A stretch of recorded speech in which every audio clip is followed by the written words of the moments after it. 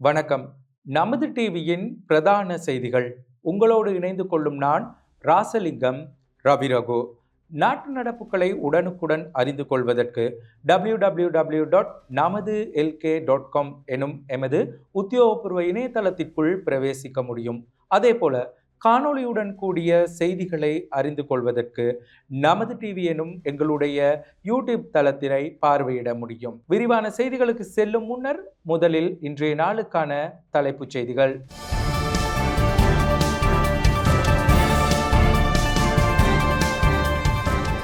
வத்திக்கானில் லட்சக்கணக்கானோருக்கு மத்தியில் பரிசுத்த பாப்பரசரின் இறுதி ஆராதனை. உயர்தர பரீட்சை பெறுபேறுகள் வெளியாகின. தேர்தல் முறைப்பாடுகள் தொடர்பில் அரசியல் கட்சி ஆதரவாளர்கள் 111 பேர் கைது. இரண்டாவது நாளாகவும் தொடரும் இந்தியா பாகிஸ்தான் பரஸ்பர துப்பாக்கி சூடு. தெற்கு ஈரானில் உள்ள துறைமுகத்தில் பாரிய வெடிப்பு சம்பவம், 500க்கும் மேற்பட்டோர் காயம். தொடர்பென உள்நாட்டு செய்திகள்.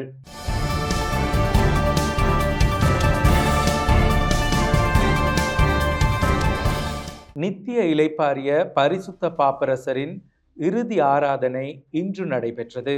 உலகில் 1.4 பில்லியன் கத்தோலிக்க மக்களின் வாழும் தலைவரான நித்திய இளைப்பாறிய பரிசுத்த பாப்பரசரின் இறுதி ஆராதனை நிகழ்வுகள் வத்திக்கான் நேரப்படி இன்று காலை 10 மணிக்கு ஆரம்பமானது. உலகளாவிய கத்தோலிக்க மதத்தின் பிரதான தேவாலயமான வத்திக்கானில் உள்ள புனித பீட்டர்ஸ் பெசிலிகாவின் திறந்தவெளி முற்றத்தில் இந்த இறுதி ஆராதனை நிகழ்வு இடம்பெற்றது. இறுதி ஆராதனை நிகழ்வை வத்திக்கானின் சிரேஷ்ட பதவிகளில் ஒன்றான கேமர் லெக்னோ பதவியை வகிக்கும் ஆயர் கெவின் பரோல் தலைமையில் ஆரம்பிக்கப்பட்டது. அமெரிக்க ஜனாதிபதி டொனால்ட் ட்ரம்ப், பிரித்தானிய இளவரசர் வில்லியம்ஸ் உட்பட பல உலக தலைவர்கள் இந்த நிகழ்வில் பங்கேற்றுள்ளனர். லட்சக்கணக்கான கத்தோலிக்க மக்கள் தங்கள் அன்புக்குரிய தலைவருக்கு இறுதி அஞ்சலி செலுத்த வத்திக்கானில் திரண்டுள்ளனர். பரிசுத்த பாப்பரசர் பிரான்சிஸுக்கு அகில இலங்கை இந்து குருமார் ஒன்றியம் தமது இரங்கலை தெரிவித்துள்ளது. பரிசுத்த பாப்பரசர் அவர்களின் மறைவு அறிந்து மிகவும் கவலை அடைவதாக அகில இலங்கை இந்து குருமார் அமைப்பு தெரிவித்துள்ளது. இது தொடர்பில் குறித்த அமைப்பு வெளியிட்டுள்ள அறிக்கையிலேயே இந்த விடயம் கூறப்பட்டுள்ளது. சமயம், இனம், மொழி கடந்த நிலையில் அன்பினை நேசித்தவராக, மனித பண்பினை மதித்தவராக விளங்கியவர் பரிசுத்த பாப்பரசர் என குறித்த அறிக்கையில் தெரிவிக்கப்பட்டுள்ளது. இலங்கை சைவ மக்கள் சார்பில் அமரரது ஆத்ம ஈடேற்றத்திற்கு இறை பிரார்த்தனை செய்வதாகவும் அகில இலங்கை இந்து குருமார் ஒன்றியம் கூறியுள்ளது. கல்வி பொதுத்தராதர உயர்தர பரீட்சைக்கான பெறுபேறுகள் இன்று வெளியிடப்பட்டுள்ளன. 2024 ஆண்டுக்கான கல்வி பொதுத்தராதர உயர்தர பரீட்சை பெறுபேறுகள் வெளியாகியுள்ளன. www.donets.lk என்ற பரீட்சைகள் திணைக்களத்தின் உத்தியோகபூர்வ இணையதளத்தில் பெறுபேறுகளை பார்வையிட முடியும். கடந்த ஆண்டு நவம்பர் மாதம் 25ஆம் திகதி முதல் டிசம்பர் 20ஆம் திகதி வரை கல்வி பொதுத்தராதர உயர்தர பரீட்சை நடைபெற்றது. உயர்தர பரீட்சைக்கு மொத்தமாக 3,33,185 பரீட்சார்த்திகள் தோற்றியிருந்தனர். அவர்களில் 2,53,390 பேர் பாடசாலை விண்ணப்பதாரர்கள், 79,795 பேர் தனியார் பரீட்சார்த்திகள். நாடு முழுவதும் 2,312 மத்திய நிலையங்களிலும் 319 ஒருங்கிணைப்பு மையங்களிலும் கல்வி பொதுத்தராதர உயர்தர பரீட்சை நடைபெற்றமை குறிப்பிடத்தக்கது. உள்ளூராட்சி மன்ற தேர்தல் தொடர்பில் அரசியல் கட்சிகளின் 111 ஆதரவாளர்கள் கைது செய்யப்பட்டுள்ளனர். உள்ளூராட்சி மன்ற தேர்தல் தொடர்பான முறைப்பாடுகள் தொடர்பாக மொத்தம் 28 வேட்பாளர்களும் 111 அரசியல் கட்சி ஆதரவாளர்களும் கைது செய்யப்பட்டுள்ளதாக போலீசார் தெரிவித்துள்ளனர். மார்ச் 3ஆம் திகதி முதல் 26 வாகனங்கள் பறிமுதல் செய்யப்பட்டுள்ளதாகவும் போலீஸ் ஊடக பிரிவு கூறியுள்ளது. தேர்தல் சட்டங்களை மீறியமை தொடர்பில் 259 முறைப்பாடுகளும் குற்றவியல் தன்மை கொண்ட 71 சம்பவங்கள் குறித்த காலப்பகுதியில் பதிவாகியுள்ளமை குறிப்பிடத்தக்கது. இதற்கிடையில் இன்று காலை 6 மணியுடன் முடிவடைந்த 24 மணி நேரத்தில் தேர்தல் சட்டமீறல்கள் தொடர்பான 22 முறைப்பாடுகள் மற்றும் குற்றச்செயல்கள் தொடர்புடைய 6 சம்பவங்கள் பதிவாகியுள்ளன. இந்த விடயம் தொடர்பில் ஒரு வேட்பாளர் மற்றும் 5 அரசியல் கட்சி ஆதரவாளர்கள் கைது செய்யப்பட்டுள்ளனர். தமிழ் மக்களின் அகிம்சை போராட்டத்திற்கு அரசியல் தீர்வொன்று கிடைத்திருக்குமானால் 30 ஆண்டுகளாக இந்த நாட்டில் இரத்தம் ஓடும் நிலைமை ஏற்பட்டிருக்காது என தமிழரசு கட்சியின் பாராளுமன்ற உறுப்பினர் ஞா ஸ்ரீநேசன் தெரிவித்துள்ளார். தந்தை செல்வாவின் 30 ஆண்டுகள் அறவழி போராட்டம் வெற்றி பெற்றிருக்குமாக இருந்தால் நிச்சயமாக இந்த நாட்டில் ஆயுத போராட்டம் நடந்திருக்க மாட்டாது. அந்த அறவழி போராட்டத்திற்கு உரிய விதத்தில் தர்மமான பாதையில் அகிம்சை முறையில் இந்த அரசியல் தீர்வு கிடைக்கப்பெற்றிருக்குமாக இருந்தால் 30 ஆண்டுகள் இந்த நாட்டில் இரத்தம் ஓட வேண்டிய ஒரு நிலைமை ஏற்பட்டிருக்காது. அறவழி போராட்டம் அது வெற்றியளிக்காதபடியால் அகிம்சை வழி போராட்டம் என்று இருவகையான போராட்டங்கள் நடைபெற்றன. இருவகையான போராட்டங்களையும் இந்த அடிப்படைவாதமுடைய பேரினவாத சிந்தனையுடைய இந்த நாட்டின் சிங்கள தலைவர்கள் ஏற்றுக்கொள்ளவில்லை, அதற்கான தீர்வை காணவில்லை. எனவே தந்தை செல்வா அவர்கள் மனதில் கொண்டிருந்த அந்த இலக்கு இலட்சியம் இன்னும் நிறைவேற்றப்படவில்லை என்பது வேதனையான ஒரு விடயம். தமிழ் தேசிய பிரச்சினைக்கு தீர்வு வழங்க முன்வருவோருடன் இணைந்து பயணிக்க தயார் என பாராளுமன்ற உறுப்பினர் ப. சத்தியலிங்கம் தெரிவித்துள்ளார். இந்த தமிழ் தேசிய கட்சிகள் தமிழ் பேசுகின்ற மக்களுடைய விடுதலைக்காக அவர்கள் அடக்கி ஒடுக்கப்படுவதற்கு எதிராக 75 வருடங்களுக்கு மேலாக போராடுகின்ற தமிழ் மக்களுடைய கட்சிகளாக இருக்கும்போது மோகம் 30 நாள் என்று சொல்லுவார்கள். அந்த மோகத்தில் வந்த கட்சி இன்றைக்கு தான் தமிழ் மக்களுடைய முஸ்லிம் மக்களுடைய ஒட்டுமொத்த சிறுபான்மை மக்களுடைய பிரதிநிதிகள் தாங்கள் என்று சொல்வது நகைப்புக்குரிய வெட்கக்கேடான விஷயம். இலங்கை நாடு பலமான நாடு, அழகான நாடு. இந்த நாட்டை ஊழலற்ற அல்லது கொள்ளையடிக்காத அரசியல்வாதிகளை கொண்ட சிறந்த நிர்வாகத்தை கொண்ட நிர்வகிக்கின்ற ஒரு அரசாங்கமும் கொள்ளையடிக்காத அரசியல்வாதிகளும் இருக்கின்ற அரசாங்கமாக இலங்கை அரசாங்கம் இருக்க வேண்டும். அது எந்த அரசாங்கமாக இருந்தாலும் இருக்க வேண்டும். மத்திய அரசாங்கம் மாத்திரமில்ல, மாகாணமாக இருக்கலாம் அல்லது உள்ளூராட்சி மன்றங்களாக இருக்கலாம்.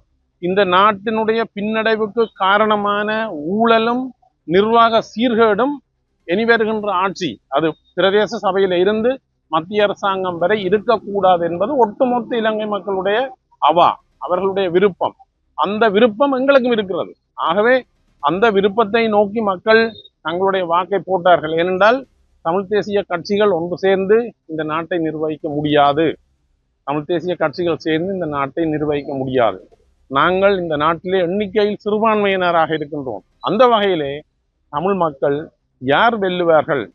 பெரும்பான்மையினத்தை சேர்ந்த ஒரு அரசாங்கத்தை மக்கள் தெரிவு செய்திருக்கிறார்கள். அதற்குரிய காரணம் தமிழ் மக்களுக்கு உரித்தான அரசியல் தீர்வை அவர்கள் வழங்க வேண்டும், அல்லது இந்த நாட்டிலே ஊழலற்ற ஆட்சியை உருவாக்க வேண்டும். இந்த 2 நோக்கத்துக்காகத்தான் அவர்களை தெரிவு செய்தார்கள். தமிழர்களுடைய அடையாளத்தை விட்டு கொடுக்காது தொடர்ச்சியாக பயணித்துக் கொண்டிருப்பதாக முன்னாள் பாராளுமன்ற உறுப்பினர் சார்ல்ஸ் நிர்மலநாதன் தெரிவித்துள்ளார். உள்ளூராட்சி மன்ற தேர்தலில் ஏன் இலங்கை தமிழரசு கட்சி ஆட்சியை பிடிக்க வேண்டும் என்ற இந்த பிரச்சாரம் முழுமையாக எங்களுடைய தமிழர்கள் வாழ்கின்ற பிரதேசமாக இருக்கின்ற இந்த நானாட்டான் பிரதேச சபை ஒரு தேசிய கட்சிக்கோ அல்லது மாற்று கட்சிக்கோ நாங்கள் வாக்களிக்காமல் வீட்டு சின்னத்தினுடைய சின்னத்திற்கு வாக்களித்து தமிழர்களாக நாங்கள் தொடர்ந்து இந்த பிரதேசத்தில் எங்களுடைய அடையாளங்களுடன் நாங்கள் வாழ வேண்டும். வலுவான கட்சி கட்டமைப்பும் தலைமையின் சிறப்பான வழிநடத்தலினும் கீழ் தாம் தொடர்ச்சியாக பயணிப்பதாக ஈழமக்கள் ஜனநாயக கட்சியின் யாழ் மாநகர வேட்பாளர் அமிர்தலிங்கம் தவதீசன் தெரிவித்திருக்கின்றார். ஈழமக்கள் ஜனநாயக கட்சியின் சார்பாக இம்முறை களமிறங்குவதன் காரணம், கடந்த முறை சில ஊழல்வாதிகளை நாம் கொண்டு வந்திருக்கின்றோம், ஊழல்வாதிகள் தான் என்று சொல்லி எல்லோரு கட்சியினருமே முதலில் குறை கூறுவது ஈழமக்கள் ஜனநாயக கட்சியை. ஈழமக்கள் ஜனநாயக கட்சியின் ஆட்சி காலங்களில் நடந்த அபிவிருத்திகளை மறந்துவிட்டு ஈழமக்கள் ஜனநாயக கட்சியின் ஆட்சி காலத்தில் அரச உத்தியோகங்களை பெற்றவர்கள் அனைவரும் அதை மறந்துவிட்டு ஒரு வித்தியாசத்தை எதிர்பார்த்து தற்பொழுது சில உறுப்பினர்களை மந்திரிகளை நாடாளுமன்றத்துக்கு அனுப்பியிருக்கிறார்கள். இந்த நாடாளுமன்றத்தில் இருக்கக்கூடிய உறுப்பினர்களின் சில பேரை பார்த்தீர்கள் என்று சொன்னால் டிக்டாக், யூடியூப் இதில் வர பெண்களை பற்றி விமர்சிப்பது மற்றும் இரு மந்திரிகள் தங்களுக்கு இடையிலே சண்டை பிடிப்பது, ஒரு ஒளிவாங்கியை கண்டால் உடனே அவர்களது வாய் பதறிக்கொண்டு தான் இருக்கும். ஏனென்று சொன்னால் அவர்களுக்கு ஒளிவாங்கியில் கதைத்து கூட பழக்கம் இல்லை. இவ்வாறானவர்கள் மத்தியில் ஈழமக்கள் ஜனநாயக கட்சியின் ஊடாக உள்ளூராட்சி சபையில் இருக்கக்கூடிய இந்த முறை நிற்கக்கூடிய வேட்பாளர்கள் அனைவரும் ஒரு பொது சேவையிலே பல வருட காலங்களாக ஈழமக்கள் ஜனநாயக கட்சியின் செயலாளர் நாயகம் டாக்டர் சிவானந்தாவுக்கு பின்னால் துணை நின்று பொது சேவையில் ஈடுபட்டிருந்தவர்களே தவிர இன்று நேற்று ஒரு கட்சியிலிருந்து தாவி சென்றவர்களையும் மற்றபடி ஒவ்வொரு ஊழல்வாதிகளையும் கொண்டு வந்து சேர்க்கவில்லை. உரிமை சார்ந்த விடயங்களை முன்னோக்கி கொண்டு செல்வதற்காக இலங்கை தமிழரசு கட்சியின் வேட்பாளர்கள் களமிறங்கி இருப்பதாக வேட்பாளர் விக்னேஸ்வரன் கஜரூபன் தெரிவித்திருக்கின்றார். குறிப்பாக வெறிகள் பிரதேசம் என்பது ஒரு தனித்தமிழர்கள் வாழக்கூடிய இந்த பிரதேசத்திலே தனித்தமிழர்கள் வாழக்கூடிய இந்த பிரதேசத்திலே இருக்கின்ற இந்த பிரதேச சபையினை கண்டிப்பாக ஒரு உரிமை சார்ந்த அல்லது கொள்கை சார்ந்த அடிப்படையில் எங்களுடைய தமிழ் மக்கள் புரிந்து கொள்ள வேண்டும். இலங்கை தமிழரசு கட்சியினை ஆதரித்து வளமை போன்று எங்களுடைய மக்கள் குறிப்பாக இலங்கை தமிழரசு கட்சியினை தொடர்ந்து ஆதரித்து வருகின்றார்கள். அந்த வகையில் இவரிடத்திலையும் 2025 இடம்பெற இருக்கின்ற, அதாவது மே மாதம் 6ஆம் தேதி இடம்பெற இருக்கின்ற இந்த உள்ளாட்சி சபை தேர்தலிலையும் இலங்கை தமிழரசு கட்சியினை தமிழ் மக்களாகி, அதாவது வெறிகள் பிரதேசத்திற்கு தமிழ் மக்கள் ஒட்டுமொத்தமாக ஆதரிக்க வேண்டும் என்பதை நாங்கள் இந்த இடத்திலே முதன்மைப்படுத்துகின்றோம். அதே போன்று எங்களுடைய தமிழரசு கட்சியினுடைய நோக்கமாக இவரிடத்தை நாங்கள் உரிமை சார்ந்த அரசியலோடு அபிவிருத்தியினையும் கொண்டு செல்கின்ற நோக்கத்தின் அடிப்படையில் இருக்கின்ற அனைத்து இந்த 8 வேட்பாளர் இருக்கின்ற வேட்பாளர்கள் அனைவரும் நாங்கள் களத்தில் இறங்கி இருக்கின்றோம். 11 மாவட்டங்களுக்கு வளிமண்டலவியல் திணைக்களத்தினால் மின்னல் எச்சரிக்கை விடுக்கப்பட்டுள்ளது.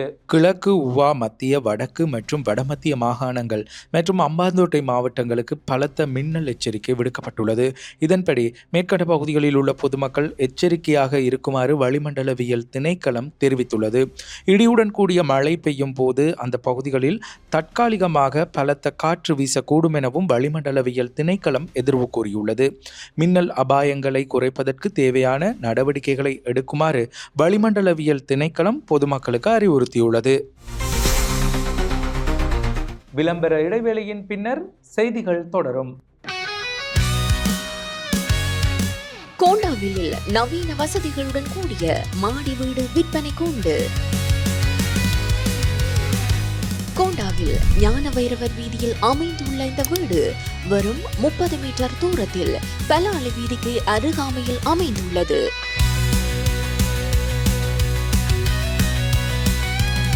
ஒன்றரை பரப்பில் நவீன வசதிகளுடன் கூடிய 2 மாடி வீடு. வீட்டின் பெறுமதி 6.5 கோடி ரூபாய். தொடர்பு கொள்ள 077-7820-486. உங்கள் கனவு இல்லங்களை தேர்ந்தெடுக்க இன்றே அழையுங்கள்.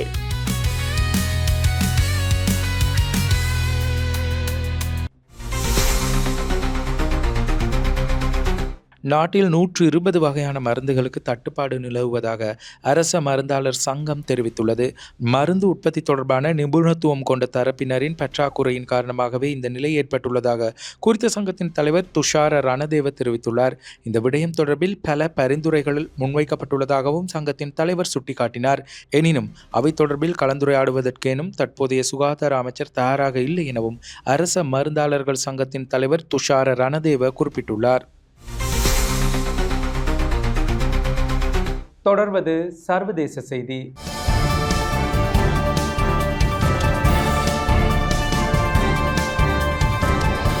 தெற்கு ஈரானின் துறைமுகம் ஒன்றில் ஏற்பட்ட பாரிய வெடிச்சம்பவத்தில் 500க்கும் அதிகமானோர் காயமடைந்திருப்பதாக சர்வதேச ஊடகங்கள் செய்தி வெளியிட்டுள்ளன.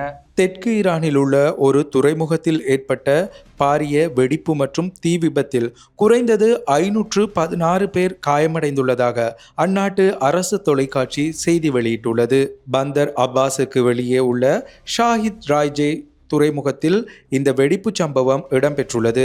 இஸ்லாமிய குடியரசுக்கான கொள்கலன்கள் ஏற்றுமதிக்கான முக்கிய முனையமாக காணப்படும் இந்த துறைமுகத்தில் வருடாந்தம் சுமார் 80 மில்லியன் டன் பொருட்கள் கையாளப்படுவதாக தெரிவிக்கப்படுகிறது.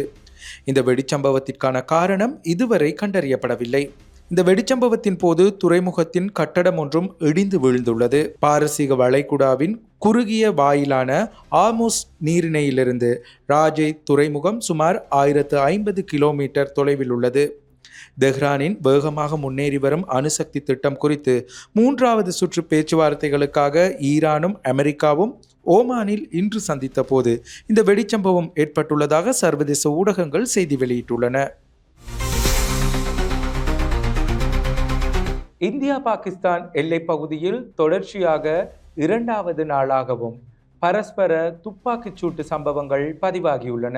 இந்தியா மற்றும் பாகிஸ்தான் எல்லைப் பகுதிகளில் 2வது நாளாக தொடர்ந்தும் இருதரப்பும் பரஸ்பர துப்பாக்கி பிரயோகம் இடம்பெற்று வருவதாக தெரிவிக்கப்படுகிறது. பாகிஸ்தானின் இராணுவ நிலைகளிலிருந்து நடத்தப்பட்ட துப்பாக்கி பிரயோகங்களுக்கு பதிலளித்துள்ளதாக இந்திய இராணுவம் தெரிவித்துள்ளது. காஷ்மீரின் பஹல்காம் பகுதியில் அண்மையில் நடத்தப்பட்ட பயங்கரவாத தாக்குதலை தொடர்ந்து இந்தியாவில் கடும் இராணுவ நடவடிக்கைகள் முன்னெடுக்கப்பட்டு வருகின்றன. குறிப்பாக காஷ்மீர் எல்லைப் பகுதியில் தொடர்ச்சியாக இராணுவத்தினர் பலத்த பாதுகாப்பில் ஈடுபட்டு வருகின்றமையும் குறிப்பிடத்தக்கது. இந்நிலையில் இந்திய இராணுவத்தினரால் மேற்கொள்ளப்பட்ட துப்பாக்கி பிரயோகத்தில் பயங்கரவாத குழு ஒன்றின் தலைவர் ஒருவர் சுட்டுக் கொல்லப்பட்டுள்ளதாகவும் தெரிவிக்கப்படுகிறது. தொடர்வன விளையாட்டுச் செய்திகள்.